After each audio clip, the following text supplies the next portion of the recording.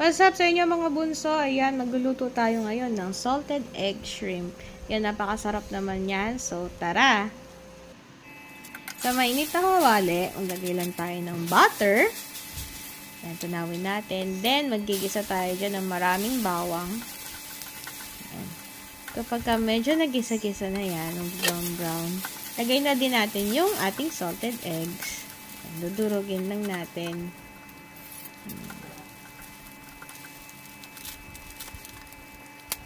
Tapos, lagay din tayo ng paminta. Haluin natin para hindi masunog. Tapos, naglagay din ako dyan ng konting patis lang para hindi naman masyadong umalat. Hindi na ako maglalagay dyan ng asin. Ayan, nilagyan ko din yan siya ng lemon.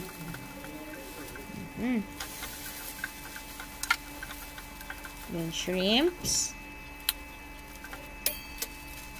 And, lagyan ulit natin ng butter and cheese.